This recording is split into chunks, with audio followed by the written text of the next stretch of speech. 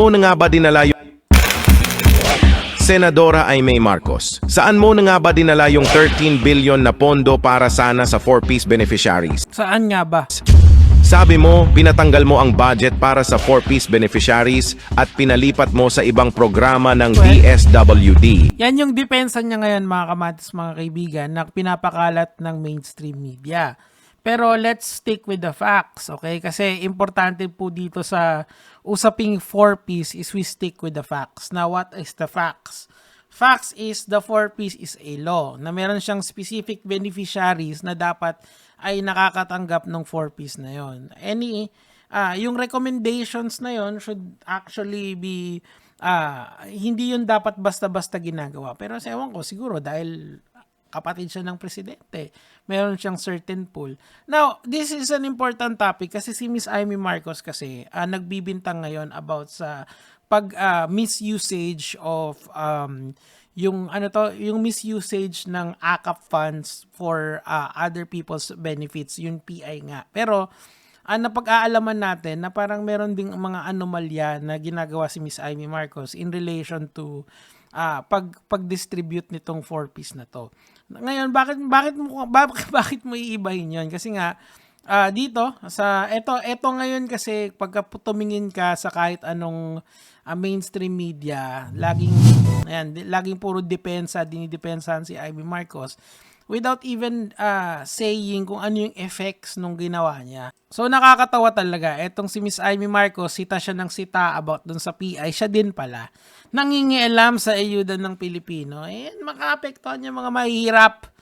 Kaya lalo tayong umihirap kasi inuuna natin ng ating mga sarili. Tuloy natin. Masaklap, 900,000 beneficiaries. Yun, no? Tingnan nyo, 9,000 beneficiaries ang hindi makakatanggap. Ang hindi nakatanggap ng 4-piece nung nakaraang taon dahil sa kalokohan mo. Ayun naman pala. So, yun yung effect ng nung ginawa ni Miss Aimee Marcos according to this video.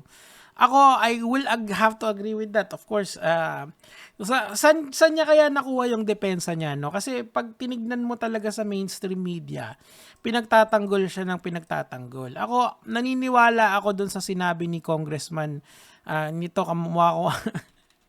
Kuya ko ba to? Kamukha ko na-joke lang. Nung isang congressman dito ng isang party list na sabi niyang ganon that this is the law. So pakinggan natin si Kuya. I think her accountability to her constituents is also to explain to them where did the money go? Exactly. Because this is not just a simple program. This is not just a simple project of the government. The 4-piece is the law. Tama. And as galing ni Kuya. Kuya, galing mo, Kuya. law, we're duty bound to implement it. Exactly. Pero ang mas masakit at dapat mong ipaliwanag sa taumbayan ang balibalita sa loob mismo ng DSWD na sa 13 billion na pinaalis mo mula sa pondo para sa 4-piece. 5 billion dito ay ipinalagay mo bilang sarili mong budget sa ilalim ng AIX o Assistance for Individual in Crisis Situation. Siguro, ito yung natutunan ko kay Lolo Bentulfo kasi merong mga ibang politiko na ginagamit tong ayuda program na to para umepal. Palagay ko, since malapit na mag-eleksyon, itong si Miss Aimee Marcos ay ginagamit yung pondo para for self-promotion purposes. Ano lang naman yan, opinion lang naman yan. Kasi marami akong video na nakikita ko na namimigay ng AIC si Madam Aimee. So it makes sense, 'di ba? So babawas ka sa 4-piece na dapat hindi mo na ginawa kasi sabi nga ni Kuya, ito ay the law.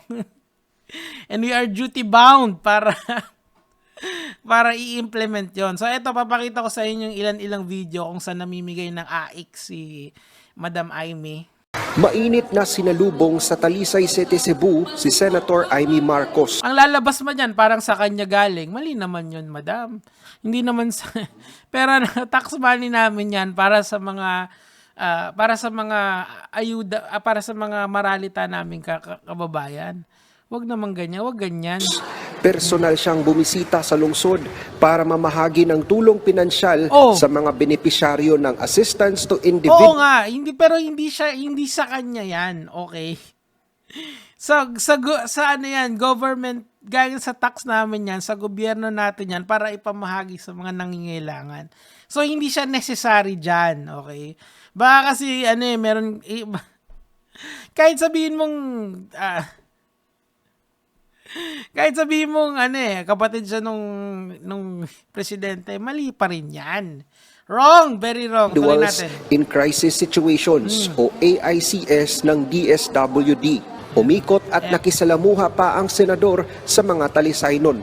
Diba, tamang EPA lang. Kasama niya ang mga lokal na opisyal ng lungsod Ay, nako. at si Congresswoman Rhea Gullas ng 1st District. Yun lang.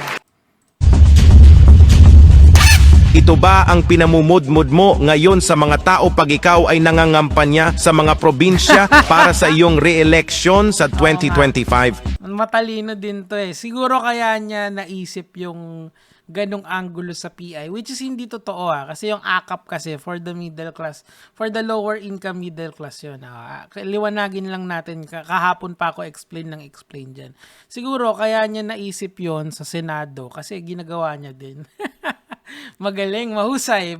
Teka lang, lagyan natin ng lap track at saka palakpakan. Ayan. Mahusay.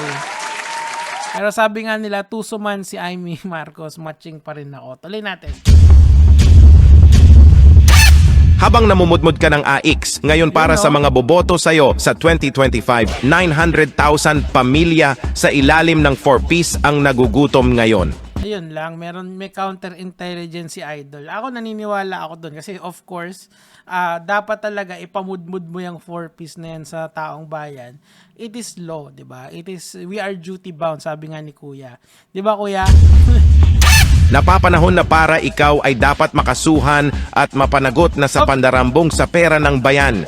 Grabe naman 'yon. Ano lang naman, explain lang muna bago kasuhan ng ganyan. Baka naman na misplace lang.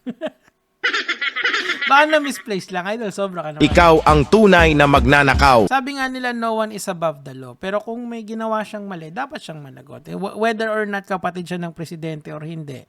Kung may mali, dapat managot talaga. Ang akin lang talaga, kasi parang sa nakikita ko, ayon dito sa video na to at saka sa research na ginawa ko tungkol dito sa issue na to, parang ginagamit niya lang talaga yung allocated kuno na pera ng from the 4Ps to other program para nandoon siya sa mga agencies na may direct access siya, di ba? Itong AX na to, try nyong hanapin, Amy Marcos AX, tas i-search nyo as video, makikita nyo nandun siya lagi, namimigay siya ng AX. Gusto niyang ilagay sa kanya yung under her belt yon, kahit na hindi naman talaga sa kanya yung pera na yon. That is the people's money. Ang ginagawa lang niya, kasi syempre, malapit na mag 2025. Kasi nga, she's up for re-election ngayong 2025. Classic politics at its finest. Yun lang naman yung sa akin for today, mga kamatis, mga kaibigan. Yung mga lods.